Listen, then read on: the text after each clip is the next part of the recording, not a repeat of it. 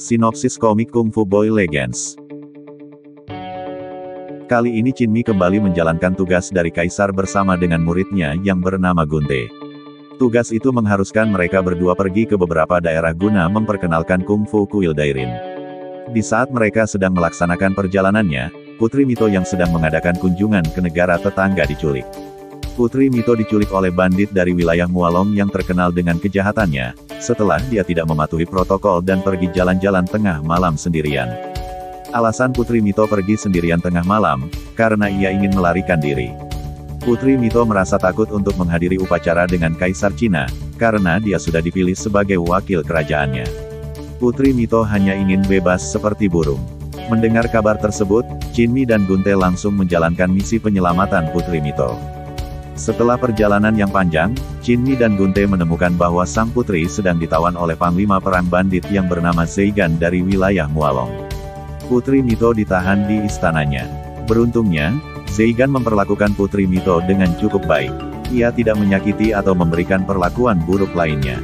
Diketahui bahwa Zeigan ternyata memiliki seorang putri yang kira-kira seusia Putri Mito, tetapi putrinya itu menghilang. Setelah mengalahkan sejumlah penjaga dan preman, Chin Mi menemukan lokasi Putri Mito dan mulai menyusup ke kastil yang sangat sulit ditembus. Chin Mi menyusup bersama pengawal kerajaan sang putri, Komandan Pegu dan Kapten Durato. Chin Mi berhasil mengalahkan satu tim yang beranggotakan 10 orang, sejumlah anggota pasukan elit panglima perang, juga penjinak monyet seperti dirinya. Dalam pertarungannya, Chin Mi mengembangkan teknik Su Haiken untuk mengalahkan lawan tangguh lainnya yang juga dilatih memiliki teknik yang sama. Gunte dan tim pengiring juga berhasil mengalahkan sejumlah lawan mereka. Tim kemudian berhasil mencegat Putri Mito, tetapi dia ditawan lagi oleh dua orang pria yang dijuluki laba-laba pendulum. Dua orang ini memanfaatkan teknik mengayun mereka. Putri Mito menyadari berapa banyak orang yang rela mempertaruhkan nyawa mereka untuk melindungi nyawanya. Setelah mereka berhasil merebut kembali sang putri, mereka dihentikan oleh Gantei, sang pemimpin kuat dari 10 pendekar bermata merah. Seluruh anggota tim penyelamat ditangkap oleh Gantei beserta anak buahnya, lalu mereka dibawa untuk menghadap Zeigan. Zeigan mengatur duel terakhir antara Chin Mi dan Gantei. Ia mengatur taruhan, di mana jika Chin Mi menang, Putri Mito akan dibebaskan. Gantei menyerang Chin Mi dengan ganas menggunakan teknik sayap hitam yang melibatkan serangan yang dilakukan ketika jungkir balik menggunakan dua pedang yang bisa dilepas. Akibat lelah setelah pertempuran sebelumnya, Chin Mi dipaksa untuk melawan, dengan semua kekuatan satu, untuk mengalahkan Gantei dalam pertempuran iklim terakhir. Chin Mi benar-benar kelelahan, dan akhirnya ambruk di medan perang sesaat setelah berhasil mengalahkan Gantei. Putri Mito kemudian dilepaskan oleh Zeigan dengan mengungkapkan bahwa meskipun wilayah kerajaannya adalah tanah tanpa hukum, tetapi mereka akan menepati janji yang telah dibuat.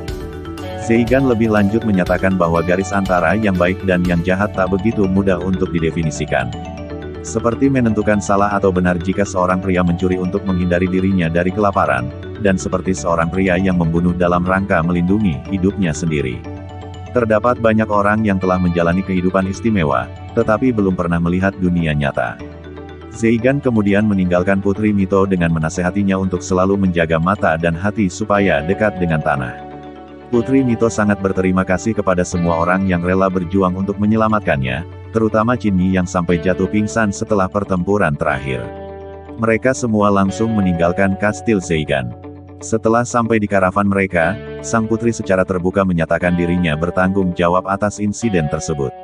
Putri Zeigan juga akhirnya kembali setelah 4 tahun lamanya menghilang. Ia kembali bersama anaknya yang baru lahir, dan meminta sang ayah untuk memberikan nama kepada anaknya. Putri Mito kemudian memutuskan untuk melanjutkan perjalanannya menuju ibu kota Cina untuk bertemu dengan Kaisar Cina, meskipun mereka telah kehilangan hadiah yang tadinya ingin diberikan kepada Kaisar. Zeigan yang merasa gembira dengan kepulangan putrinya, kemudian mengembalikan hadiah yang dicurinya. Selain itu, ia juga menjanjikan perlindungan bagi sang putri ketika berada di tanahnya. Di saat yang sunyi, Putri Mito mengunjungi Chin Mi di kamarnya untuk secara pribadi mengundang dia dan muridnya, Gunte untuk datang ke kerajaannya. Putri Mito menyebut Chin Mi sebagai juru selamat mereka. Sang putri kemudian pergi dengan cepat, sambil mengatakan bahwa ia tak akan pernah melupakan Chin Mi. Setelah pulih, Chin Mi meninggalkan prosesi di mana seluruh pasukan memberi hormat kepada Chin Mi dan Gunte.